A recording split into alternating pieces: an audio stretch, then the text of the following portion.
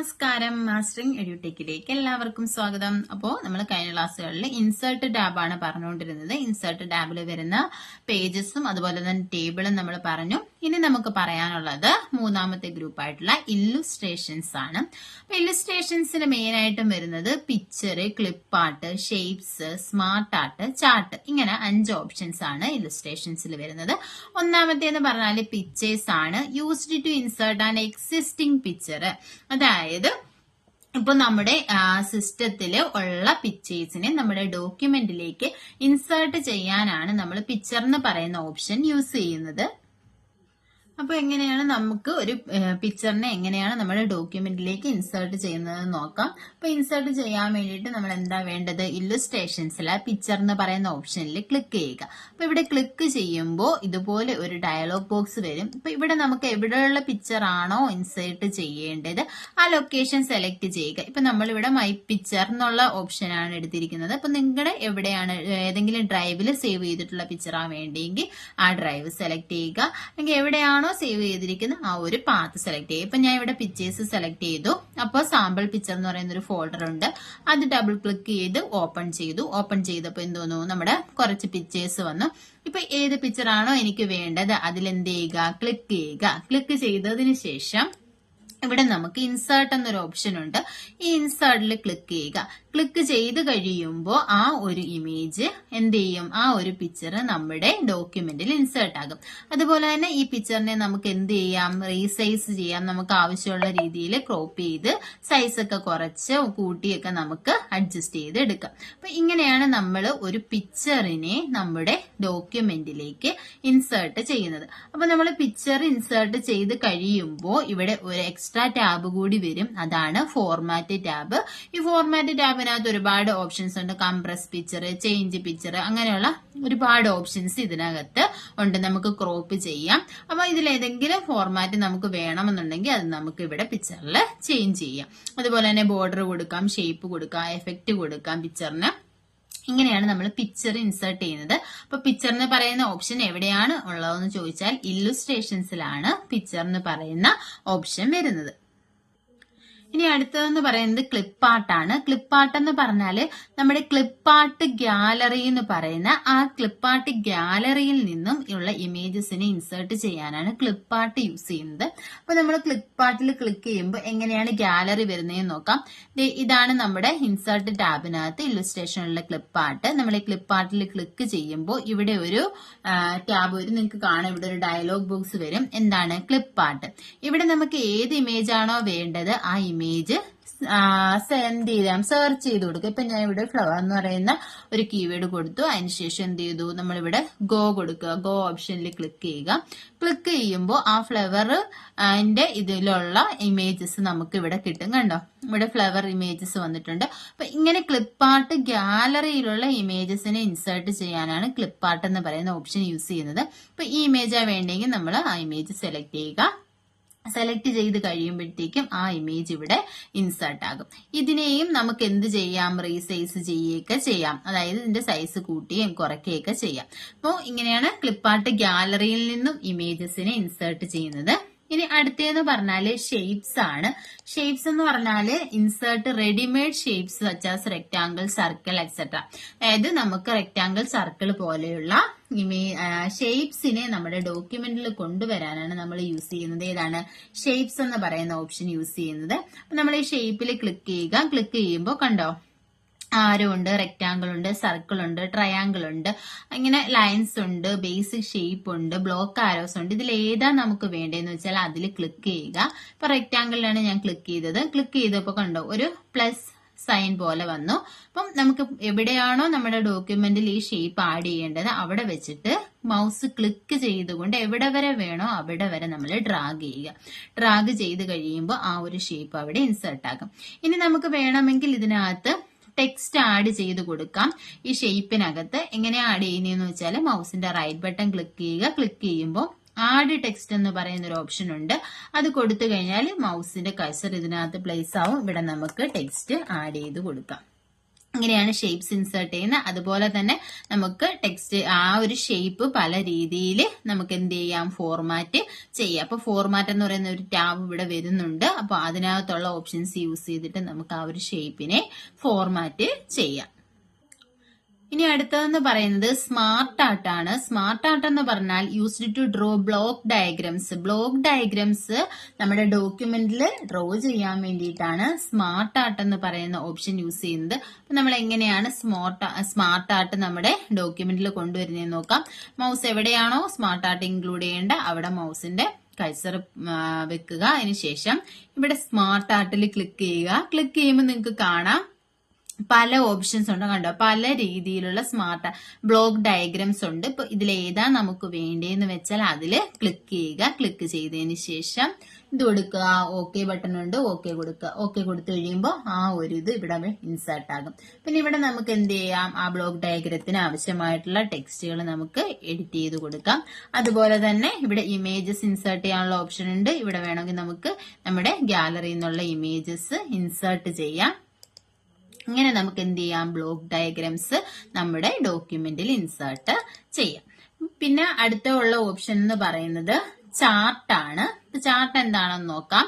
ഇപ്പൊ എന്താ, ഡേറ്റാസിനെയും വാല്യൂസിനെയൊക്കെ കമ്പയർ ചെയ്യാൻ വേണ്ടിയിട്ടാണ് നമ്മൾ ചാർട്ട് യൂസ് ചെയ്യുന്നത്. അപ്പൊ മെയിൻ ആയിട്ടുള്ള ചാർട്ട് ടൈപ്പ് എന്ന് പറയുന്നത് bar chart, line chart, pie chart, scatter chart, column chart, area chart ഒക്കെയാണ് നമ്മുടെ വേൾഡിൽ മെയിൻ ആയിട്ട് യൂസ് ചെയ്യുന്ന ചാർട്ട്. അപ്പൊ നമ്മൾ ഏതെങ്കിലും വാല്യൂസ് ഉണ്ടെങ്കിൽ മെയിൻ ആയിട്ടും എക്സലിനകത്ത് നമ്മൾ എൻട്രി ചെയ്തിരിക്കുന്ന വാല്യൂസ് വെച്ചിട്ടായിരിക്കും ചാർട്ട് ക്രിയേറ്റ് ചെയ്യുന്നത്. ഇനി നമ്മൾ ഒരു ചാർട്ട് ക്രിയേറ്റ് ചെയ്യാൻ കൊടുത്താൽ ഡീഫോൾട്ട് ആയിട്ട് എക്സലിനകത്തുള്ള ഒരു വാല്യൂസിനെയാണ് നമ്മുടെ ചാർട്ടിലേക്ക് പ്ലേസ് ചെയ്യുന്നത്. ഇനി ഈ ചാർട്ടുകളുടെ എങ്ങനെയാണെന്ന് നോക്കാം. Pie chart represent a part to whole relationship.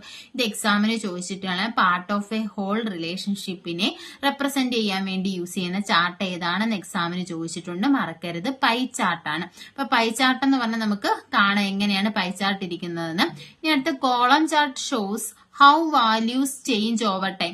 ഒരു ടൈമിനെ ബേസ് ചെയ്ത് വാല്യൂസ് എങ്ങനെയാണ് ചേഞ്ച് ചെയ്യുന്നതെന്ന് കാണിക്കാനാണ് കോളം ചാർട്ട്. എന്ന് പറഞ്ഞാൽ ലൈൻ ചാർട്ടാണ്. Line chart shows erratic changes in the values over time. ഒരു ടൈമിനെ ബേസ് ചെയ്തിട്ടുണ്ട്. അത് ഇറാറ്റിക് ചേഞ്ചസിനെ ഷോ ചെയ്യാൻ വേണ്ടിയിട്ടാണ് ലൈൻ ചാർട്ട് യൂസ് ചെയ്യുന്നത്. ബാർ ചാർട്ട് എന്ന് പറഞ്ഞാൽ it shows the values of several item at one point in A time. അതായത് ഒരു പോയിന്റ് ഓഫ് ടൈമിലുള്ള ഒരുപാട് വാല്യൂസിനെ കാണിക്കാൻ വേണ്ടിയിട്ടാണ് ബാർ ചാർട്ട് യൂസ് ചെയ്യുന്നത്. അപ്പൊ ചാർട്ട് എങ്ങനെയാണ് ഇൻസേർട്ട് ചെയ്യുന്നത്, ഏതൊക്കെ ടൈപ്പ് ചാർട്ടാണ് ഉള്ളതെന്ന് നമുക്കൊന്ന് നോക്കാം. നമ്മൾ എന്ത് ചെയ്യുക, ഏതാണ് നമ്മുടെ ടാബ്, ഇൻസേർട്ട് ടാബിനകത്താണ് നമുക്ക് ചാർട്ട് ഉള്ളത്. അപ്പൊ ചാർട്ടിൽ ക്ലിക്ക് ചെയ്യുക. ക്ലിക്ക് ചെയ്യുമ്പോൾ കണ്ടോ കോളം ചാർട്ട്, ഇതാണ് കോളം ചാർട്ട്. അടുത്ത ലൈൻ ചാർട്ട് എന്ന് പറയുമ്പോൾ ഇതാണ് ലൈൻ ചാർട്ട്. അടുത്ത പൈ ചാർട്ട്. പൈ ചാർട്ട് എന്ന് പറഞ്ഞാൽ ഇതാണ്. അപ്പം നിങ്ങൾക്ക് കാണുമ്പോൾ അറിയാം ഇതെന്താ, ഒരു ഹോൾ പാർട്ടാണ്. ഇത് മൊത്തത്തിൽ ഒരു ഹോളാണ്. ഇതിന്റെ ഒരു പാർട്ട്, ഇത്രയും ഭാഗം മാത്രം. അതായത് ഈ ഹോളിൽ നിന്നും ഒരു പാർട്ടിനെ മാത്രം റെപ്രസെന്റ് ചെയ്യാൻ യൂസ് ചെയ്യുന്നതാണ് ഏതെന്ന് പറയുന്നത് പൈ ചാർട്ട്. ഇത് എക്സാമിന് ചോദിച്ചിട്ടുള്ളതാണ്. അപ്പൊ ബാക്കിയുള്ളത് നമുക്ക് ചോദിക്കാൻ സാധ്യതയുണ്ട്. അപ്പൊ എല്ലാം മനസ്സിലാക്കി വെക്കുക. അടുത്ത ബാർ ചാർട്ട്, ഇതാണ് ബാർ ചാർട്ട്. പിന്നെയും ഉണ്ട് ഏരിയ ചാർട്ട് ഉണ്ട്, scatter chart, stock, surface, donut, bubble, radar. ഇത്രയും ചാർട്ട് ടൈപ്സ് ആണുള്ളത്. ഈ ചാർട്ട് ടൈപ്സ് ഏതൊക്കെയാണെന്ന് പഠിച്ചു വെക്കണം. അപ്പൊ ഇതിൽ ഉൾപ്പെടാത്ത ചാർട്ട് ഏതാണെന്നൊക്കെ നമുക്ക് എക്സാമിന് ചോദിക്കാം. അപ്പം ഏതൊക്കെയാണ് column chart, line chart, pie chart, bar chart, area, scatter, stock, surface, donut, bubble, radar. ഇത്രയും ടൈപ്പാണുള്ളത്. ഇപ്പൊ നമുക്ക് ഒരെണ്ണം കൊടുത്തു നോക്കാം. ഞാൻ കോളം ചാർട്ട് സെലക്ട് ചെയ്തു. അതുപോലെ തന്നെ ഇവിടെ ആദ്യത്തെ കോളം ചാർട്ടിന്റെ ആ ഫോർമാറ്റ് സെലക്ട് ചെയ്തു. അതിനുശേഷം എന്ത് കൊടുക്കുക, ഓക്കെ കൊടുക്കുക. ഓക്കെ കൊടുത്തു കഴിയുമ്പോൾ അപ്പൊ നമുക്ക് ടേബിള് ചാർട്ടിന്റെ വാല്യൂസ് കാണിക്കാൻ വേണ്ടിയിട്ട് വാല്യൂസ് ഇല്ലാത്തത് കൊണ്ട് എക്സലിൽ നിന്നും ഡീഫോൾട്ട് ആയിട്ട് ഒരു വാല്യൂ എടുത്തിട്ടായിരിക്കും നമ്മുടെ ചാർട്ട് ഡിസ്പ്ലേ ചെയ്യുന്നത്. ഇപ്പൊ നോക്കി ഇവിടെ എന്തുണ്ട്, കാറ്റഗറി 1 2 3 4 ഉണ്ട്, സീരീസ് 1 2 3 ഉണ്ട്, അങ്ങനെ 3 സീരീസ് ഉണ്ട്. അപ്പൊ നോക്കി എങ്ങനെയാണ് നമ്മുടെ ചാർട്ട് ഇൻസേർട്ട് ആയിരിക്കുന്നതെന്ന് കണ്ടോ. ഇതാണ് നമ്മുടെ ചാർട്ട്. ഇവിടെ എന്തുണ്ട്, കാറ്റഗറി 1 2 3 4 4 കാറ്റഗറി ഉണ്ട്, സീരീസ് 1 2 3 ഉണ്ട്. അപ്പൊ ആ എക്സലിനകത്തുള്ള വാല്യൂസിനനുസരിച്ച് ാണ് ഇവിടെ ചാർട്ട് ഇൻസേർട്ട് ആയിരിക്കുന്നത്. അപ്പൊ ഇങ്ങനെയാണ് നമ്മൾ ചാർട്ട് ഇൻസേർട്ട് ചെയ്യുന്നത്. അപ്പോ ഇല്ലുസ്ട്രേഷൻസിൽ വരുന്നത് ഇത്രയുമാണ്: picture, clip art, shapes, smart art and chart. ഇനി അടുത്ത ഏതാണെന്ന് നമുക്ക് നോക്കാം. അടുത്തതെന്ന് പറയുന്നത് ലിങ്ക് ആണ്. ലിങ്കിനകത്ത് വരുന്നത് ഏതൊക്കെയാണ്? Hyper link. ഇവിടെ നമുക്ക് ക്ലിക്ക് ചെയ്ത് നോക്കാം. Hyper link, book mark and cross reference, ഈ 3 ഓപ്ഷൻസ് ആണ് ലിങ്കിനകത്ത് വരുന്നത്.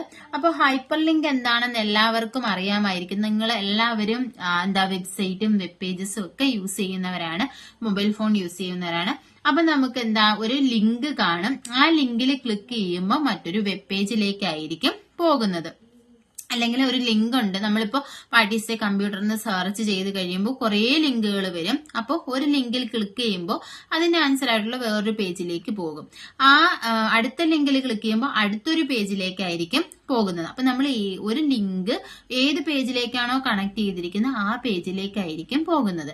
അപ്പൊ ലിങ്ക് ചെയ്യാൻ വേണ്ടി, അതായത് create a link to web page, picture and email address etcetera, ഇമെയിൽ അഡ്രസ്സോ പിക്ചറോ വെബ് പേജോ ഒക്കെ ലിങ്ക് ചെയ്യാൻ വേണ്ടിയിട്ടാണ് നമ്മൾ ഹൈപ്പർ ലിങ്ക് യൂസ് ചെയ്യുന്നത്.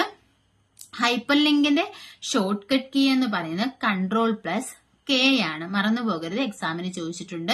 Ctrl+K, ഹൈപ്പർ ലിങ്കിന്റെ K ആണെന്ന് ഓർത്തിരുന്നാൽ മതി. Ctrl+K ആണ് ഹൈപ്പർ ലിങ്കിന്റെ ഷോർട്ട് കട്ട് കീ. ഇനി എങ്ങനെയാണ് നമ്മളൊരു ഹൈപ്പർ ലിങ്ക് ഇൻസേർട്ട് ചെയ്യുന്നതെന്ന് നോക്കാം. അപ്പൊ നമുക്ക് ഏത് ടെക്സ്റ്റ് ആണോ ലിങ്ക് ചെയ്യേണ്ടത് ആ ടെക്സ്റ്റ് ടൈപ്പ് ചെയ്തതിന് ശേഷം അത് സെലക്ട് ചെയ്യുക. അതിനുശേഷം ഇൻസേർട്ടിൽ നിന്നും ഹൈപ്പർ ലിങ്കിൽ ക്ലിക്ക് ചെയ്യുക. അപ്പോൾ ഒരു ഡയലോഗ് ബോക്സ് വരും. അവിടെ നിന്നും ഏത് ഡോക്യുമെന്റ് ആണോ ലിങ്ക് ചെയ്യേണ്ടത് അത് സെലക്ട് ചെയ്ത് കൊടുക്കുക. ഇപ്പൊ ബയോഡേറ്റ എന്നൊരു പേരാണ് ഞാൻ കൊടുത്തിരിക്കുന്നത്. അപ്പൊ നമ്മുടെ ടെക്സ്റ്റ് ഒരു ലിങ്കിന്റെ ഫോർമാറ്റിൽ മാറും. അതിനുശേഷം കീബോർഡിൽ കൺട്രോൾ കീ പ്രസ് ചെയ്തുകൊണ്ട് ഇപ്പൊ ലിങ്ക് ആയിരിക്കുന്ന ആ ഒരു ടെക്സ്റ്റിൽ ക്ലിക്ക് ചെയ്യുക. ക്ലിക്ക് ചെയ്യുമ്പോൾ നമ്മൾ ലിങ്ക് ചെയ്ത ആ ബയോഡേറ്റ എന്ന് പറയുന്ന ആ ഒരു ഡോക്യുമെന്റിലേക്ക് പോകും. ഇങ്ങനെയാണ് നമ്മൾ ലിങ്ക് ക്രിയേറ്റ് ചെയ്യുന്നത്.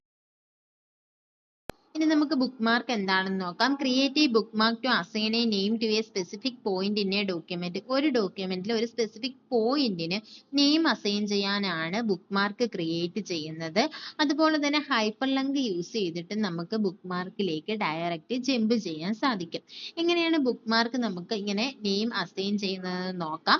അപ്പോൾ നമ്മുടെ ഡോക്യുമെന്റ് എടുക്കുക. ഡോക്യുമെന്റിൽ നമുക്ക് ആവശ്യം ബുക്ക് മാർക്ക് കൊടുക്കേണ്ട അല്ലെങ്കിൽ നെയിം അസൈൻ ചെയ്യേണ്ട ടെക്സ്റ്റുകൾ ടൈപ്പ് ചെയ്യുക.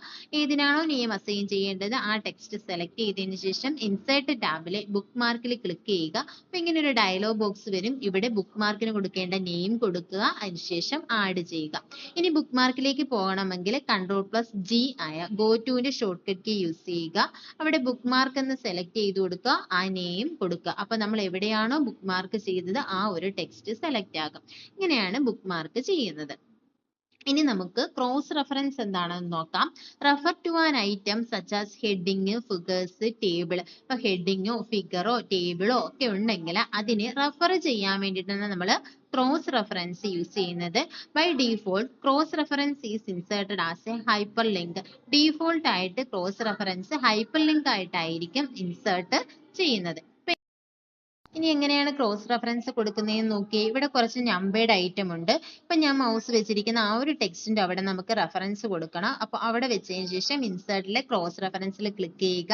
ഇപ്പൊ ഇവിടെ നമ്പേർഡ് ഐറ്റം ലിസ്റ്റ് ചെയ്ത് കാണിക്കുന്നുണ്ട്. ഞാൻ 3ാമത്തെ ഐറ്റം ഞാൻ സെലക്ട് ചെയ്തു. സെലക്ട് ചെയ്തതിന് ശേഷം ഓക്കെ കൊടുത്തു. ഓക്കെ കൊടുത്തു കഴിയുമ്പോൾ നമ്മൾ ആദ്യമേ പോയിന്റർ ഇരുന്ന മൗസ് കഴ്സർ ഇരുന്ന സ്ഥലത്ത് 3 ആഡ് ആയിട്ടുണ്ട്. ഇനി അതിനെ നമ്മൾ റെഫർ ചെയ്യണമെങ്കിൽ കീബോർഡിൽ കൺട്രോൾ പ്രസ് ചെയ്തുകൊണ്ട് എന്ത് ചെയ്യുക, ആ നമ്പറിൽ ക്ലിക്ക് ചെയ്യുക. ക്ലിക്ക് ചെയ്യുമ്പോൾ നമുക്ക് എവിടെയാണോ നമ്മൾ റെഫർ ചെയ്തത് ആ പോയിന്റിൽ മൗസ് കഴ്സർ പോയി നിൽക്കും. കണ്ടോ, ഇപ്പൊ 3ാമത്തേന്റെ അവിടെ പോയി നിന്നില്ലേ. അപ്പൊ ഞാൻ ഒന്നും കൂടെ കാണിച്ചു തരാം. നമ്മളിപ്പോ ആ 3 ആണ് നമ്മൾ എന്ത് റെഫറൻസ് ആയിട്ട് കൊടുത്തത്. അപ്പൊ നമ്മൾ കൺട്രോൾ പ്രസ് ചെയ്തുകൊണ്ട് ആ 3ൽ ക്ലിക്ക് ചെയ്തപ്പോൾ മൗസിന്റെ കഴ്സർ എന്ന് പറയുന്നത് ആ 3ാമത്തെ വാല്യൂ ആയിട്ടുള്ള അവിടെയാണ് നമ്മുടെ കഴ്സർ വന്ന് നിൽക്കുന്നത്. അപ്പൊ അങ്ങനെയാണ് എന്ത് ചെയ്യുന്നത്, റെഫർ ചെയ്യുന്നത്. ഇൻസേർട്ട് ടാബിലെ ലിങ്ക് വരെയാണ് നമ്മൾ പറഞ്ഞത്. ക്ലാസ്സുകൾ ഇഷ്ടപ്പെടുവാണെങ്കിൽ ലൈക്ക് ചെയ്യുക, ഷെയർ ചെയ്യുക, സബ്സ്ക്രൈബ് ചെയ്യുക. താങ്ക്